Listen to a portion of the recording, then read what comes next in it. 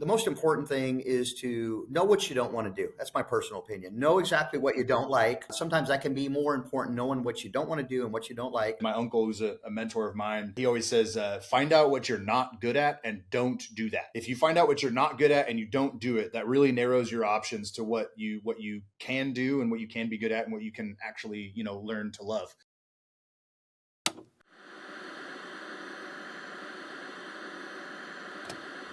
Is that much of it? That's not much of a change for you, right? My name is Carey. I used to load bombs in the Air Force, and now I'm a writer, a filmmaker, and an entrepreneur. Through using the post-9/11 GI Bill to go to college, working hourly jobs to pay the bills, and freelancing my way into a career, I've studied what it takes to successfully transition from service to civilian, and that study has become a conversation. On this podcast, I speak to other veterans, successful artists and entrepreneurs about their transition, what they did well, where they failed, what they learned, and most importantly, how they applied their skills. Episode 103 features Tony Negron, a retired Air Force Pararescueman, Chief Master Sergeant, board member of the Pararescue Foundation, and principal at Fusion Cell, where they assist transitioning veterans with job placement by matching their unique skill set and talents to the civilian workforce. Welcome. This is Veteran Made. This episode is brought to you by GoPills, a nootropic that gives your brain neurotransmitter support both acutely and over time. Those of us that served in the military, regardless of where we served and in what capacity we served, all came into contact with different chemicals, different percussions, and various elements of our environments that have affected our brain's ability to function. Think about your brain's performance and your mental health right now, yes, but think about your future too. We have so much more control over our long-term health than we realize. Visit gopills.com and use code VM15 at checkout for 15% off. That's VM15 for 15% off. Give your brain the neurotransmitter support it needs to perform well right now and over time. All right. We were able to successfully navigate our technological woes without an IT specialist. We were able to do it between ourselves. Tony Negron, good afternoon. Welcome to Veteran Made. Carey, hey, thanks for having me on. Thanks for helping me work through that technology also. No worries, man. I'm glad. This is a fun one because we got connected, I think, late last summer, just to kind of chat with each other and feel each other out. And then I needed a quick turn on episode this week, and you happened to reach out at the exact right time. And so here we are.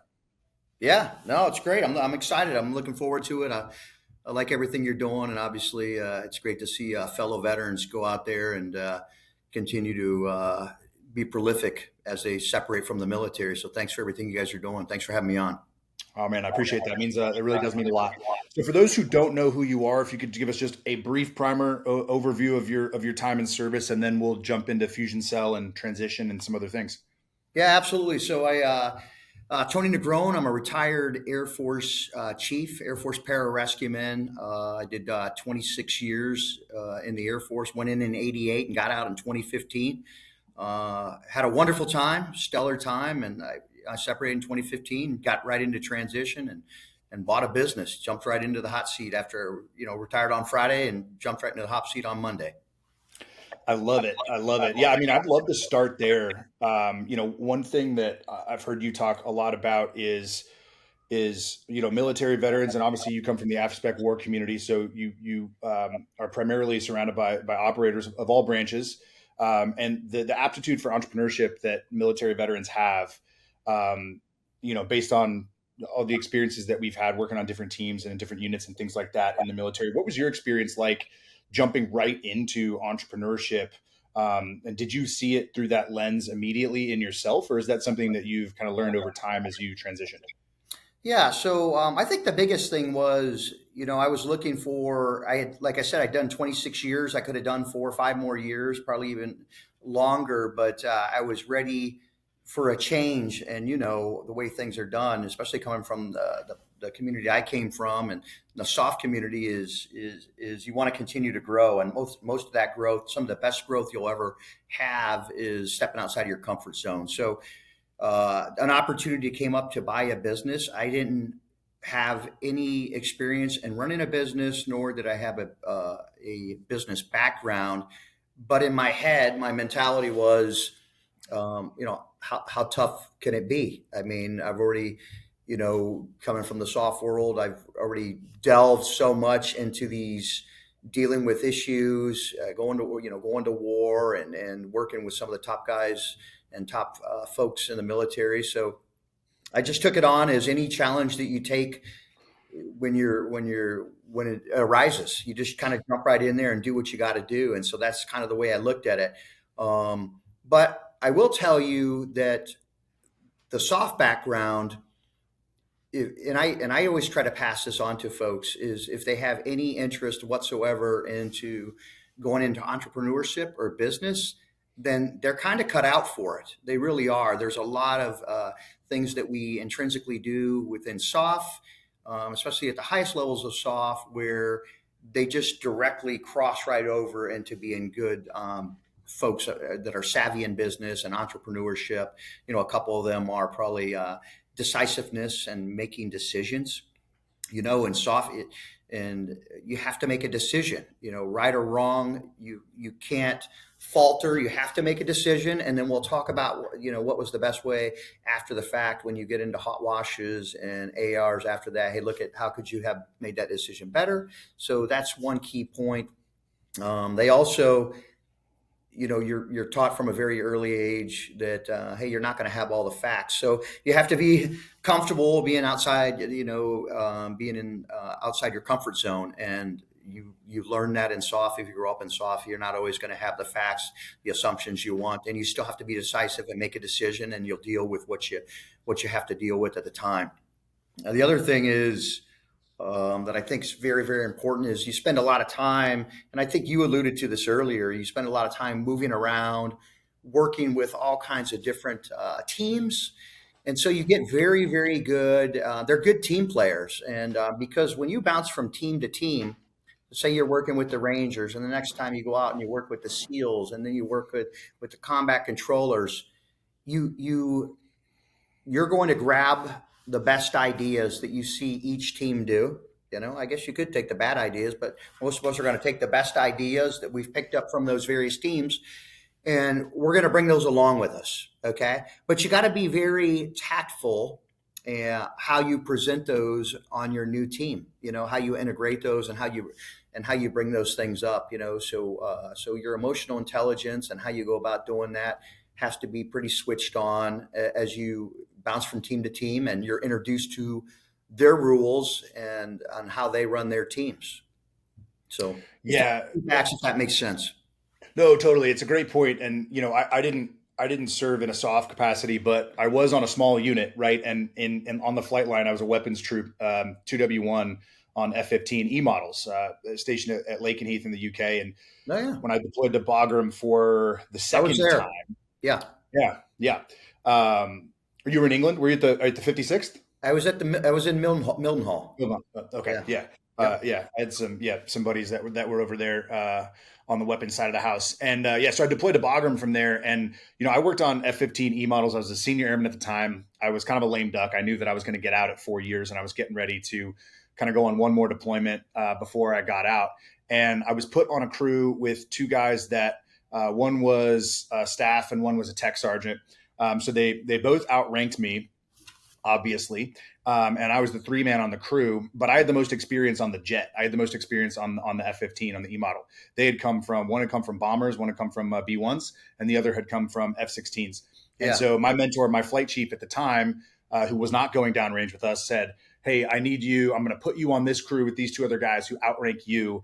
I need you to lead from behind. I need you to teach these guys this jet while understanding that you have more experience on the airframe, but they have more experience in life and in the military. Yeah. So, they're in charge, but you need to lead up the chain of command and teach them this jet and kind of show them how to load and how to work the mechanical, aspects of the, bomb racks and missile launchers and all that good stuff. And so it was this thing where they were bringing things from another airframe. They were bringing experiences and skills from other bases and other op tempos and other ways of working. And I was bringing this experience where I had been, with the 494th already on one rotation and going back to Bagram again. And so we needed to work together and do exactly what you just said, which was pull different experiences from different airframes and different experiences and put them together to create a small unit that was going to be a prolific load crew for that rotation. And to this day, that was 15 years ago. And to this day, I still pull things from that exact 6-month rotation, because I got more experience leading from behind and leading up that chain of command than I probably would have if I was, quote unquote, in charge as a one man, as a tech sergeant. Yeah, no, you're spot on, and that's where your good emotional intelligence and being socially savvy comes into play, because you just can't walk in there and kick the door down and be like, hey, I got all the experience here, I got the rank. That doesn't mean anything, especially at the highest levels of soft. At the highest levels of the soft, really what they're screening for is exactly that. They're screening for your character, your emotional intelligence, and stuff like that, because at those levels they already know, you already have the aptitude. You can pretty much be taught anything by the time you get to these levels. So the things that are going to wash you out and the things that are going to, not be good for the organization or cause any type of failure are going to be, weaknesses or chinks in the armor when it comes to emotional intelligence and stuff like that. So that's really what they're screening for. So they'll spend a lot of time screening for just that, making sure we got the right guy, or right girl. Will they be a great fit for our organization? Because you're representing, failure at those levels is a big deal. Okay. So we don't want to have that. And so if you spend a lot of time on the front side, kind of left a bang, to do all the due diligence, we get the right people in there. Yeah, I think that's right. Obviously, I don't have experience at that level, but I do think that idea is something that a lot of military veterans don't often understand. Like, there's two, when you're talking about transition out of the military, right? There's two sets of folks here. There's the transitioning service member who needs to be educated on how the civilian world works, and then there's the hiring manager, the HR manager, the direct supervisor, whoever that is that's doing the hiring, that needs to be educated on how, where, why, when this veteran can be integrated into their system. And I think on our end as transitioning service members, we don't often understand that things don't work the same way in the civilian world that they do in the military. That's obvious. What's non-obvious is that it's those, I don't like the term, but it's called soft skills, right? Those soft skills that you're describing, those are the skills that we need to integrate. The hard skills, the trade skills that we're going to be taught in that kind of OJT, that on-the-job training when we get into the civilian world, those are going to be easy. We're probably going to have the aptitude for those. We tend to focus too much on those. How do I craft my resume to mirror project manager so that I can get that project manager role? When in reality, you should probably go in, as if you're going in front of a board in the military, to go into that interview and say, hey, here's who I am, here's where I've been, here's what I can do, and then ask them questions. Well, how would I fit into this organization? What is this organization looking for within this role specifically? What is this organization looking for culturally?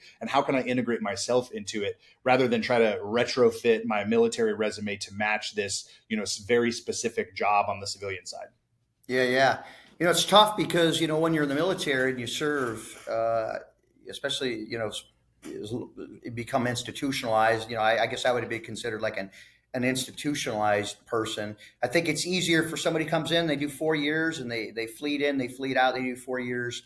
And then they could, it's almost like a college stint. They go back out. But as you become more institutionalized in the military system, it becomes more difficult. You're setting these certain values, morals, and ethics that you've been brought up. It doesn't matter what service is, what corps, and this and that. So you're kind of told, or at least I was told, and I don't know I'd like to hear what your thoughts are on it. But I remember them.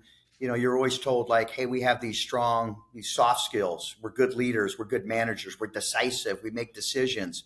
But the civilian sector doesn't really hire like that. It's not like they're looking for a morale NCO to come into their organization. Like, hey, we're hiring the chief, and he's going to walk around and make sure everybody's they're at their. Everybody does great leadership and mentorship and all that's going on. That's just not really how they hire in the civilian sector. The civilian sector is, to your point, they're hiring for a specific type of job. Okay.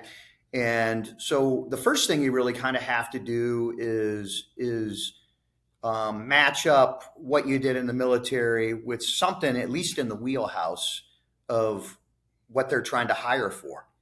A lot of companies out there want to hire veterans. They really do. We just got to make the bridge not too far for them to have to go. If that makes sense. They definitely want your, especially if there's so many companies these days that and it's a high success rate for entrepreneurs, folks who got out of the military and now they do business. They have a high success rate of making very, very successful businesses. So as those people matriculate up into some of the hierarchy and they become CFOs and COOs and CEOs, they know they want to reach back into the military, but they got to pay those bills. It's completely different. You and I didn't talk about money in the military, okay?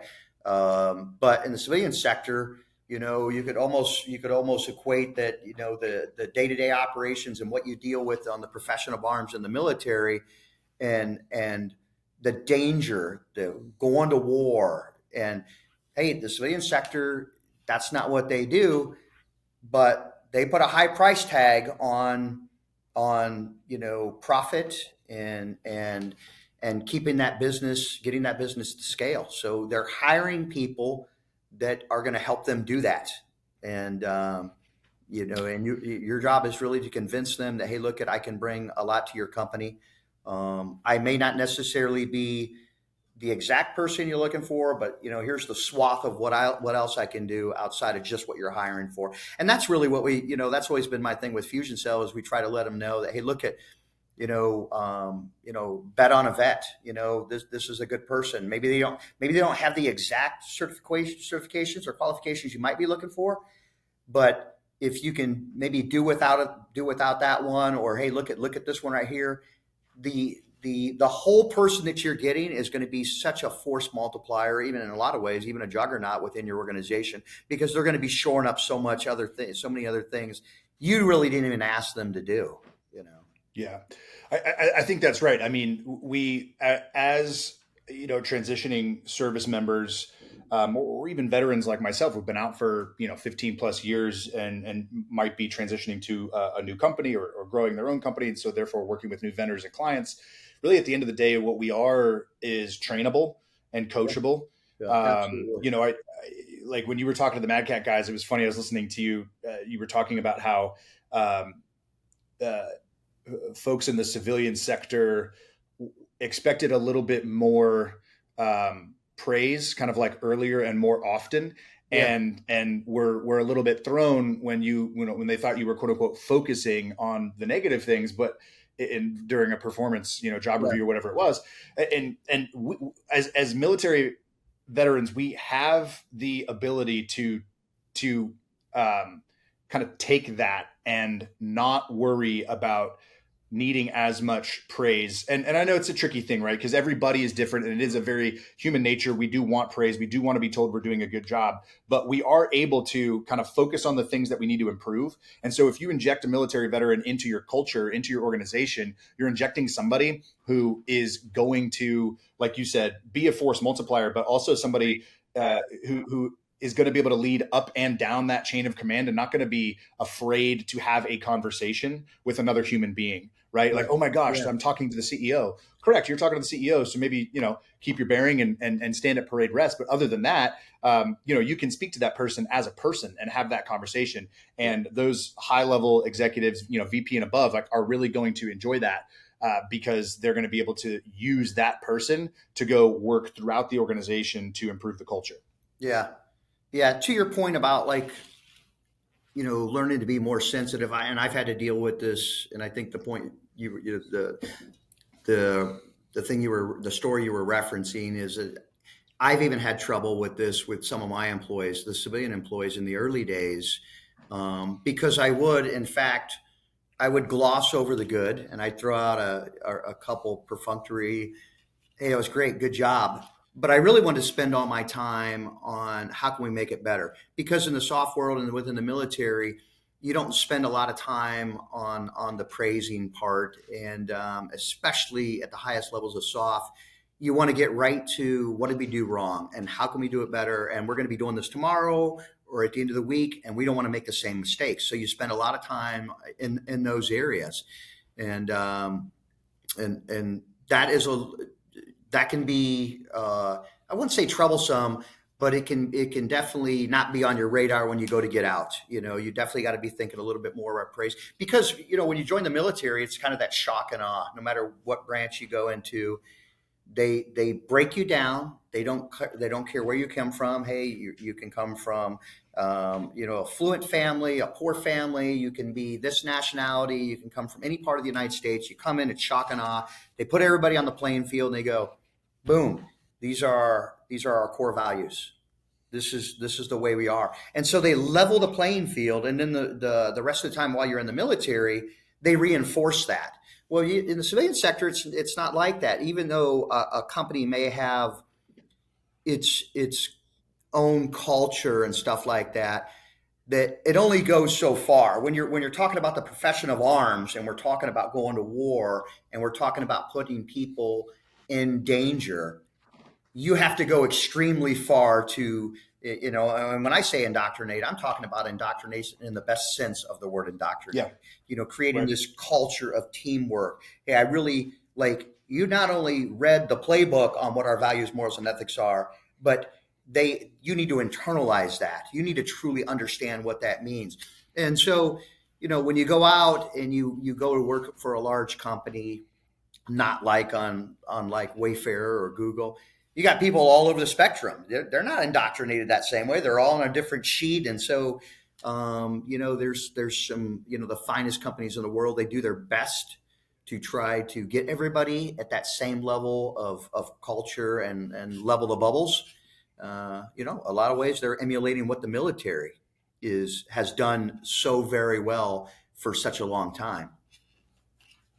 Yeah, man, I think one of the old adages in hiring and in HR, right, is to look for a culture fit, when in reality organizations should be looking for a culture add.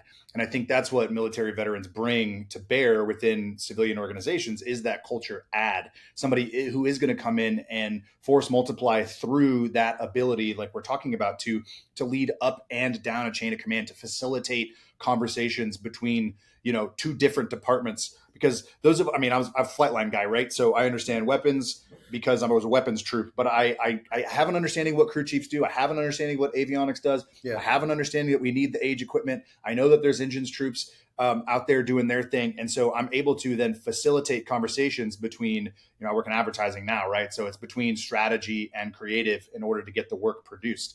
And so that's how we force multiply. And I think coming out of the military, we're expecting the DoD and each of our branches to re-indoctrinate us into the civilian world and say, hey, here's everything you learned prepackaged for you. Take this and do this exactly this way in the civilian world and you'll be successful. Well, no, the DoD is there to protect the homeland and win wars, not to prepare us to be civilians again. We are the ones who need to look back on our 4 years or our 15 years or our 25 years and say, okay, what did I learn? How did I do it? How can I package it? And then now adjust it and apply it to this new environment that I'm in, right? And I think, soft guys have a particular aptitude for that, right? Going into a new and austere environment and quickly adapting. But it is, like you mentioned earlier, there's this comfort zone thing. I do think a lot of military members, transitioning veterans, have this. We're really good at being uncomfortable physically. We're really good at being bored. We're really good at, we're not necessarily comfortable being pushed emotionally and relationally, which is what does happen when you get injected into a new culture in the civilian world. Yeah, no, you're absolutely right. It's, those are all good points, and, from the soft side, and, obviously I found my way to this fusion cell thing. And I really was trying to jump back into my communities and go, hey, we could be doing better by our folks. And if you focus on, not just soft, but a lot of the jobs within the military, you're expected. And I'll never say anything negative about the military. Never. I really enjoyed the Air Force. I love the Air Force. It allowed me to run a business today. The skills that I learned helped me be successful after the military. But it's not like that for everybody. Everybody's at different levels.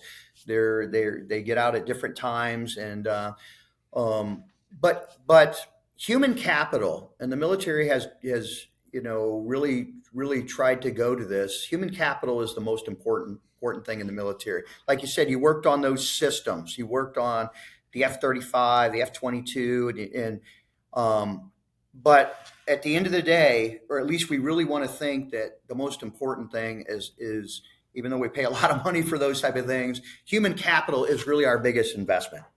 Okay, and while you're in the military, they do a great job of allowing you to be the best at the profession of arms. But at the highest levels of SOF, you give so much to the profession of arms, and you have to be good at that because your life's on the line, your friends' lives are on the line, and so you want to spend every waking moment being the best at your job, whether that, especially if it's in the wheelhouse of shoot, move, and communicate. But in some way, shape, or form, no matter what you do within the military, it's a shoot, move, and communicate. It's the profession of arms, and you spend so much time doing that. It's not even an issue. The most troublesome piece for me is that if you spend so much time mastering that because you have to in the military, that by the time you become an institutionalized person and you go to get out, some of the jobs within the civilian sector, it's just not an easy bridge to cross over to. There's not a direct correlation to some of the jobs or a lot of the jobs within the military. Hey, if you were doing maintenance on aircraft, maybe you can move right over to Boeing, or go to one of the major airlines. But a lot of the soft guys, and this is the reason why I really got to Fusion Cells, because like my job wasn't a direct correlation. A pararescueman, a combat controller, a TAC-P, where do they go? What are they going to do? And, and not to spin off here, but, many of those guys found their ways right back overseas doing contracting work, very, very dangerous contracting work. And the sad thing in that is that many of my friends who did a full retirement got hurt, maimed, or killed after the military doing contracting work. And so that's why I've always tried to be a strong advocate to, let's work on this bridge out of the military into corporate America, because you have these phenomenal veterans who are shoring up the safety. They are the safety net for our country, this fine country. And while they're shoring up that safety net, they have to be really, really good at it. And so once they go to get out after 15, 20 years, there wasn't a lot of time to well round out their professional, personal life to help them walk right into jobs after the military. So that's why I've always tried to be a strong advocate to, hey, bet on a vet, hire military if you can. They're good people, to your point. They can just bring so much to the fight. And when you think about only 1% or less than 1% that are serving, that's such a small percentage. Why can't we take care of them after the military? And I'm not looking for handouts here. That's not what I'm talking about. I'm talking about qualified veterans. And, these are qualified veterans to come and work in your company to do the jobs you want them to do. Does that make sense? Yeah. It does. No, it totally makes sense. And I think chasing that 1-to-1, like that's the comfort zone that I'm talking about, right? That one that we all, it's true in my career field. It's true in your career field. I know so many guys and gals who worked in aircraft maintenance, whether across weapons, avionics, crew chief, whatever it was. And they got paid I almost did it. I almost went into contracting work. There were lots of organizations that had a high op tempo in certain parts of the world that would have paid a lot more money for me to do the exact same job that I was doing in the Air Force.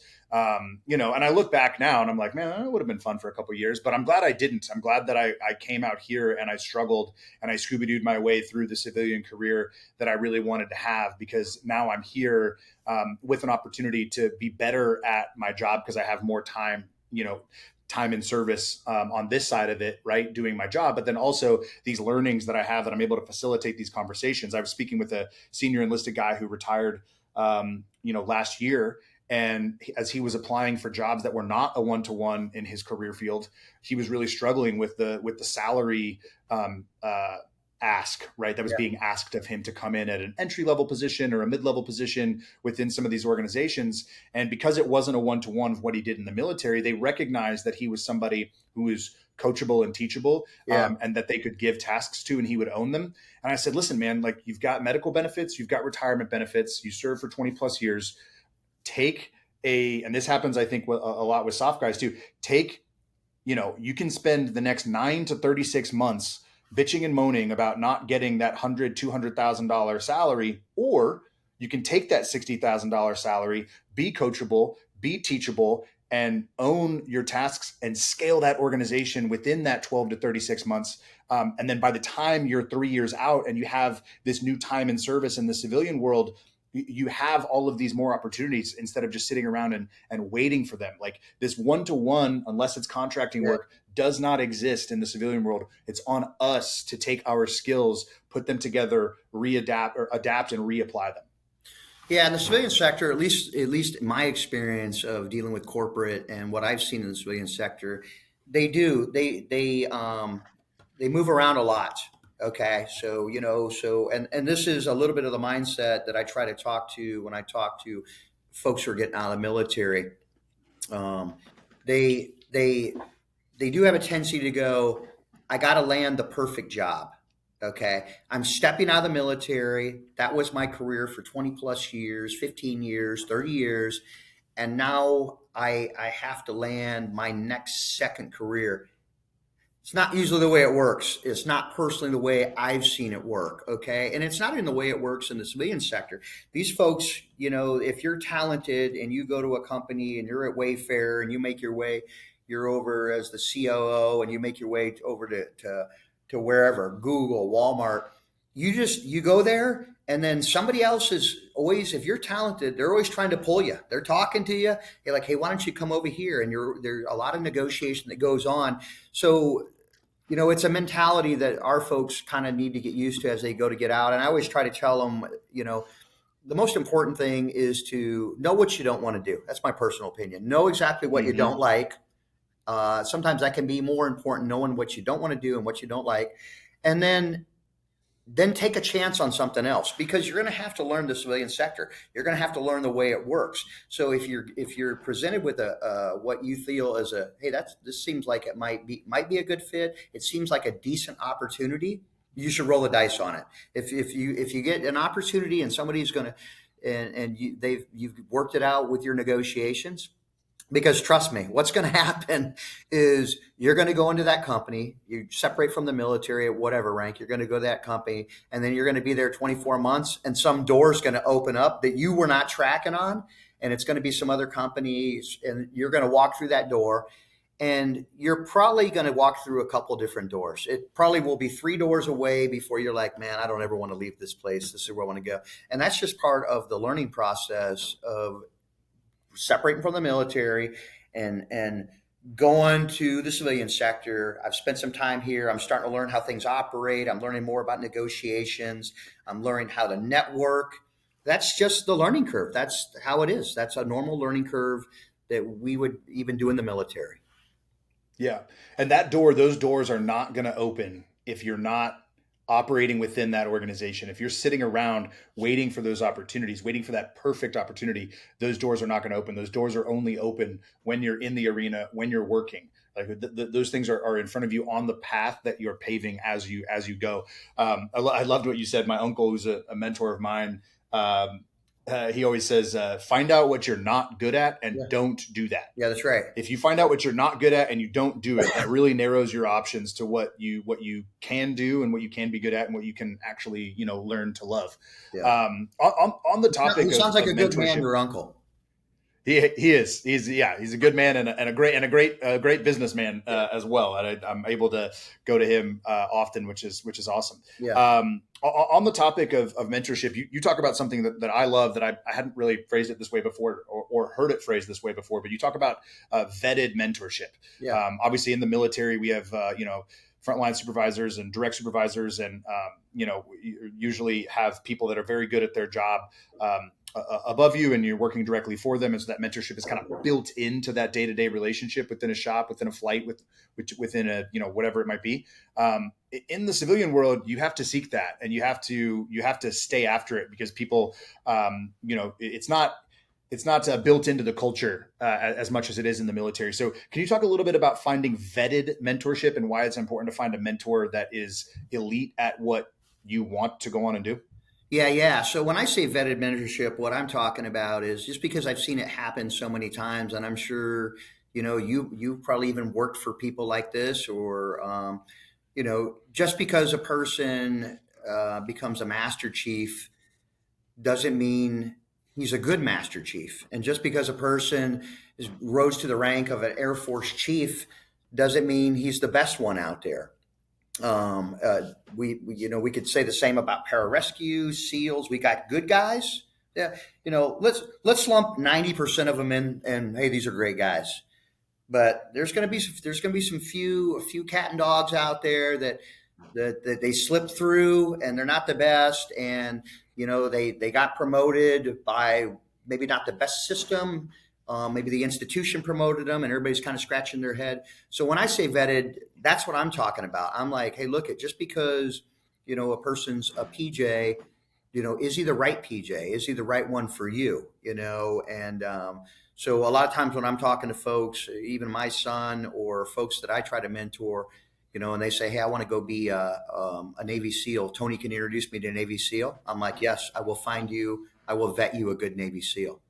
I'm kind of looking at that person, I'm going, okay, you're at this age, you're a younger guy. If he was older, it might even change a little bit. So I'm kind of looking at the person, the person requiring the mentorship, and then we're trying to hook them up with a good vetted mentor that's coming from the community of where they want to go, that's, kind of lived in that world where they think they want to go. So that's what I'm talking about when I say like a vetted mentor, because unfortunately I've seen folks out there that, man, that's your mentor. Okay, man, did you vet that guy?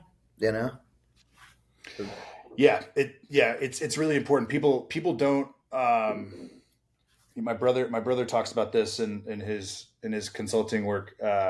There's a mountain of average for everything, right? There's the bottom 10%, there's the middle 80%, and then there's the top 10%, right? And that middle 80%, it's a mountain, right? And so at the top of that mountain, right there in the middle, right at that 50%, right? That's the mountain of average. And just most people are average. And obviously coming from the community you come from, average is not acceptable. But within that community, there is a mountain of average, right? That's right. So if you're looking for somebody to mentor you to be an elite operator in whatever industry you that want to go excel in, you need to go find not just the person who's best at that job, but in that top 10% and elite at the job, but also elite at training other people. Coaching and training and mentoring is a set of skills. Not everybody has it. Yeah. No, that's a great point. Absolutely. Not everybody's cut out to be a good mentor. Not everybody's cut out to be a good instructor. That's why across all of our forces, even the community where you come from, not everybody is a good instructor, and I made those mistakes early on. I'm like, oh, that's the best operator on the team, man. Like that guy, I got to get him down on green team. He needs to be running green team. Now, nothing could be further from the truth, man. No guys yelling at everybody, no patience. He doesn't understand why he can do it perfectly, but the other guys don't get it. So that's a rare skill, actually. What I've found, and even running SEI, I found that, boy, when you're talking about somebody who can be a good mentor, a good leader, a good teacher of something, that's a pretty dynamic. They're not every person's cut out to do that, and man, I don't know. A lot of times, I will, you could have the top guy up here or whatever respective job it is, the best shooter, the best climber, or whatever that set is. But man, say he's just not good with people. Maybe he just doesn't have the best interpersonal skills, or maybe he doesn't care. I found myself personally in my business model, I'll take the number 2 or number 3 guy if he has those high emotional intelligence type of skills, and he's just number 2 or 3 behind that top guy. I'll opt for the 2 or 3 guy every single time. That's at least for me, for my business model. Somebody may want maybe they want the top guy with his shitty personality, and but when you're customer service, which I am, Yeah, yeah. Well, I'd love to hear. So, walk us through what Fusion Cell is, what you do, how it works, and how folks can get involved. Those that are transitioning out of the military, or maybe have been out of the military for a while and are trying to figure out how to get integrated into some of these civilian organizations. What's your journey been like at Fusion Cell, and how do y'all operate? Yeah. So just real quick, so Fusion Cell again, it was something. I didn't find Fusion Cell so much as it probably found me. I was running a company called SEI where I continued to train soft operators, and then I'm the co-founder of the Pararescue Foundation. So I was constantly getting hit up with folks who, hey Tony, you're running a business. I'm looking for work, and I'm looking for jobs, just like guys are calling you right now. And I was pushing those guys back overseas. I didn't know much about corporate, and I just knew, hey, there's a good payout. This is what they're paying. Call this guy. And a lot of those guys ended over there. And so unfortunately, 4 or 5 of my friends got hurt, maimed, or killed after doing 20 plus years. So that was the impetus to start, Fusion Cell. So I'm a co-founder with another guy to Fusion Cell. And what Fusion Cell is a little bit of what we've been talking about right here. But what it really is that, our theme kind of is, while the service member is shoring up the safety of our country and protecting, the citizens of America. And then Fusion Cell is really trying to get smart on corporate America jobs. So they're breaking down those rates, those AFSCs, making sure their clients. We have clients that are hiring Fusion Cell to find them veteran talent, and so it's at no cost to the veteran. It's clients, and there's a fee that they pay us if we place a qualified veteran into their company. So we're servicing the veteran, the candidate who goes to get out of the military, because most of them are going to need jobs unless they're going to go back to college, or and then a small percentage might just retire, but that's a small percentage. Most of them are stepping out and they want jobs, and there's a lot of companies out there that help with the transition. There's more, how it is, man. It's almost overwhelming. I always say that's one of the biggest problems with a lot of the veterans. It's not that there's not enough resources. It's just that there's too many resources. They're not sure where to start, where to go, what's vetted, what's not vetted. So, but Fusion Cells. Choice fatigue. Yeah, that's right. Fusion Cells all the way to the right, which is, we're not doing the transition piece. We're actually way to the right. We're like, man, you get all that other stuff tight, and we'll help you along the way. We have some vetted partners that we work with in there that help, get you, from A to Z on the transition portion, making sure you're tight on your resume, all that type of stuff. And then we're going to get you a job. So that's where we are. So we're way at the very right, which is to try to get you a job. Because at the end of the day, they don't want just a transition. They want a job. The transition is just a little, that's just a continuum to the part of getting a job after the military. Yeah, that's right. The choice fatigue is real. There's so many nonprofits and so many programs. Obviously, the soft community has a ton with Honor Foundation and a bunch of others. Yeah. And you end up kind of going through these programs, and they're all they're great, and they all offer good things. Although, as I talk to guys who go through some of those programs, right, what they learn is that, it is for some people and it isn't for other people, and everybody separates or retires from the military at a different space, whether that's emotionally, relationally, professionally, whatever it might be. And really at the end of the day, that is what we are seeking is another professional opportunity to go be useful, right, in the marketplace, like to go bring our skills to bear on something. And I think in the veteran community at large, the military community at large, we put a little bit too much primacy on this kind of foo-foo transition of like, want to make sure that we feel good throughout the entire process and feel good on the other side of it. When in reality, what drove most of us into the military was purpose and dedication to a mission. And that's what we need on the other side as well, is where do we find purpose again, and what mission can we dedicate ourselves to? So I think, focusing on being all the way to the right of focusing on job placement Yeah. is great, because Yeah. there aren't enough organizations doing that. Yeah. Yeah. And let me just share this. I guess that maybe this is like an analogy, but I was sharing this with a buddy of mine, but on why I personally feel why a lot of veterans have a tough time on the mindset mentally as they work through this transition. So when you go to deploy, downrange, wherever you're going to go, you go through an out processing deployment line. Okay. So remember these out processing deployment lines. And I was describing this to one of my civilian friends, and I go, yeah, there's a line of us, and there's, 20, 30 of us around the corner. We're in a line. And then we walk into this room. And as you come into this room, there's a big room and there's tables, and it's like, they're like in a U shape, or they're in a long line. And you start at one end and you just go around all the tables, and seated at these tables are people from finance, people from medical, immunizations, your equipment, every single thing that you would possibly have in the civilian sector when it comes in the way of support is kind of at that table. Hey, Tony, make sure you sign. Hey, who's going to get who's your beneficiary? Okay. They don't let you go anywhere. And you know what I'm talking about. You have to go through this line before you ever deploy. Hey, is your will signed off? Did you do this? And you can't even proceed to the next person without making sure everything's done with the person prior. And I was telling this to my civilian counterparts, and he's like, well, what's the point of that? I go, let me tell you what the point of that is. That is because our job is the profession of arms. It's to defend our country and defend America and our people. So when we go down range, you were working on airframes.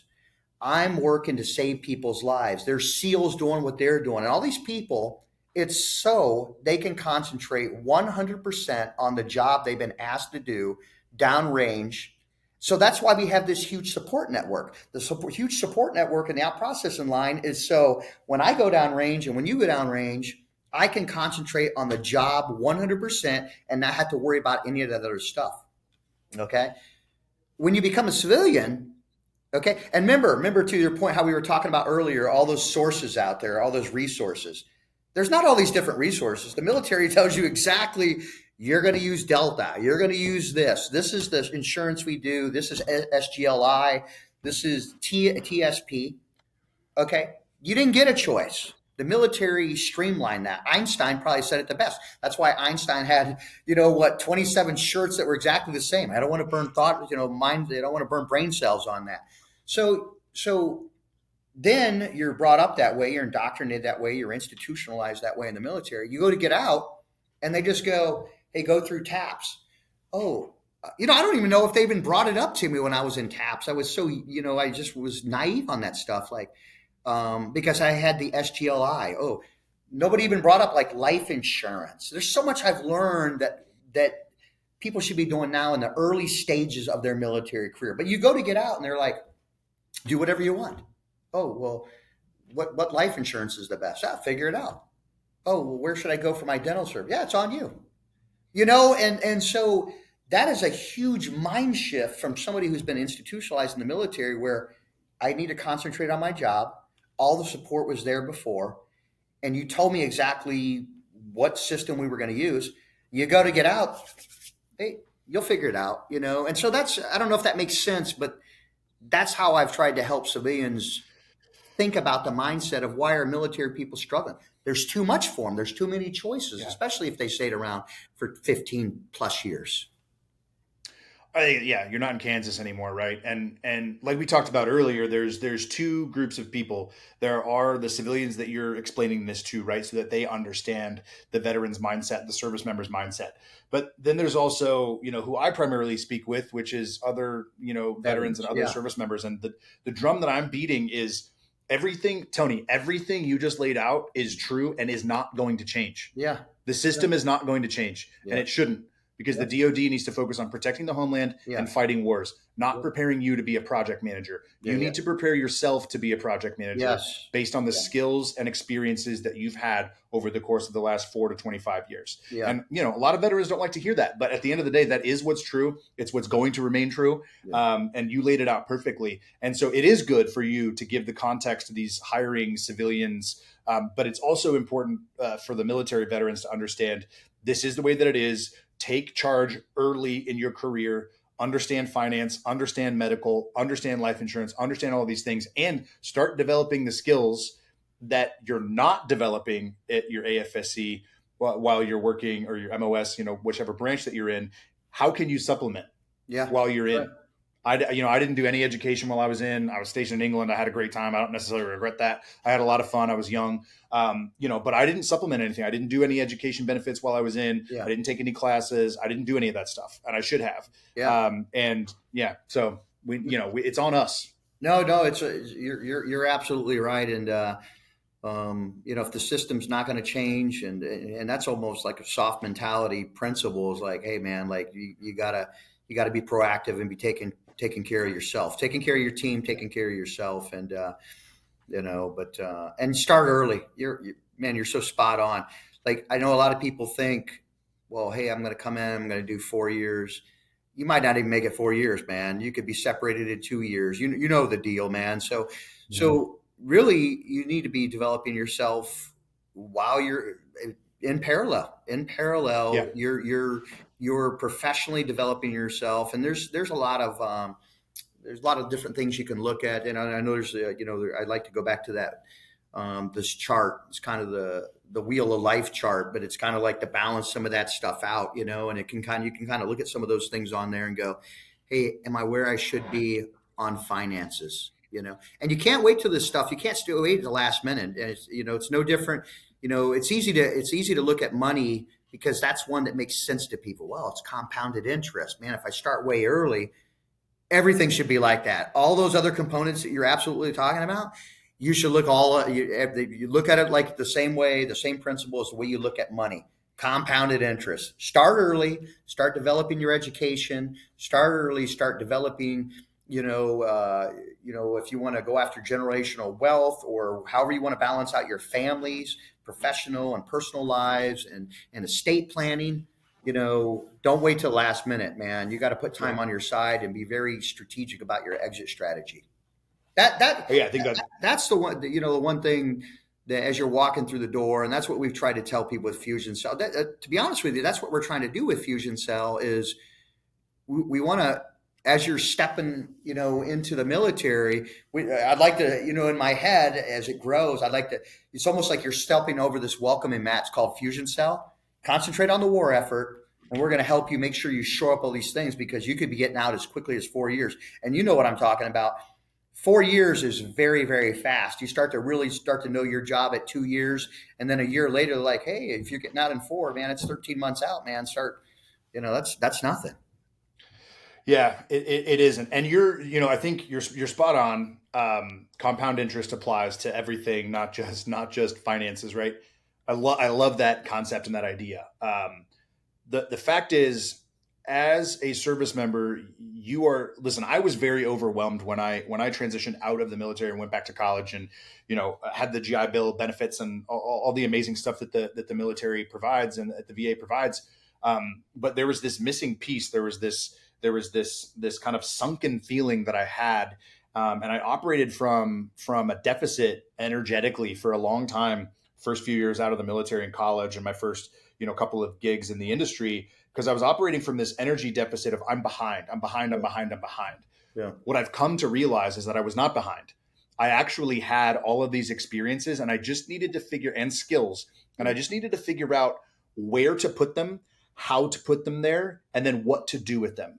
And once I figured that out, it all kind of caught up, right? Like the analogy that I use is when I enlisted, I wanted to enlist like everybody does for 6 years because of that money bonus. And this was obviously early 2000s, right? Like you get that, hey, if you enlist for 6 years, you get this bonus. It's not really a bonus, because the way that my recruiter explained it to me is if you do 4 years, that money's going to catch up to you by the time you're a senior airman. Yeah. That's that same thing on the outside. Like don't go chase that flash in the pan because you want to figure out like how to make it right away because you're behind. You're not behind. Just do the work that's right in front of you. Yeah. Figure out what skills and experiences you have, where you can put them, how to bring them to bear on what you want to do. Yeah, absolutely. No. Yeah. Cool. Yeah. Feel like we could go for hours, and I feel like we'll definitely do this again because I think there's a lot more territory to mine. But I feel like this is as good a place as any to end it for now. Okay. Where can folks find you on social media? Where can folks find Fusion Cell? And what would you like to drive traffic to? Yeah. So, Fusion Cell, it's just, fusioncell.com, and I don't know if anybody remembers where the name came from, but, back in the early days of when the war kicked off, the GWAT, I was over there and spent some time over in special operations at the very elite units over there. But the name Fusion Cell actually comes from when General McChrystal, stood up Fusion Cell. I got to be there when he stood that whole thing up, and I never forgot about it. It was so amazing when he stood up a Fusion Cell. I always liked the name. Obviously I had to develop a logo later, but I always liked the name and the concept, so it served me well. But many, many, many years later, I was like, man, I'm going to call it Fusion Cell, and we'll bridge. It's because it's about flatlining organizations, man, streamlining organizations. So we're trying to streamline that process, that segue out of the military. But yeah, fusioncell.com, people can get a hold of it right there, man, and or just punch in Fusion Cell into Google; it'll pop up first. Awesome. Yeah, we'll share on LinkedIn and Instagram this week as well. We're recording this on Monday. This will be live tomorrow. So we will we'll share it far and wide. Tony, to end each episode of the podcast, I ask an open-ended question. What's on your heart and your mind for our community? Could be a piece of advice, something you want to get off your chest, or even reiterate from what we've talked about today. But Tony, what's on your heart? What's on your mind? I guess I always come back to the veteran stuff. I don't want handouts because I'm not that type of guy, and I worked at the highest levels of the military, and it's made me, I feel very, very qualified, overqualified to come and walk into the civilian sector. And case in point, I'm an entrepreneur these days, but what's on my heart and what's on my mind normally is to, for clients or companies that are out there, if you haven't had experience with the military or you've never hired a military type of veteran, then, if everything's equal, I would say, take a chance, or you're not even taking a chance, man, hire a veteran. I don't think you'll regret it. And hire a qualified veteran or a vetted veteran, and, I like to use that vetted thing. But so that's something that's always going to be near and dear to me. I run a lot of retreats for SOF operators, and so I'm always going to try to be in that world. But, it's, you're not going to spend 26 years in the military and not be a staunch supporter of the military. So, yeah. Yeah, no doubt. I can say it from the other side, right? Only doing 4 years, same thing. And yeah, let's keep in touch. I'd love to figure out how I can get involved in the organizations you're involved with, and do my part to help as well. But Tony, I appreciate your time, appreciate your energy, appreciate your work. Yeah, thanks a lot, Carey. Appreciate it. Thanks for having me on. Okay, I hope it was good. Yes, sir. All right. It was great. Appreciate you. Bye. All right. Take care. Bye.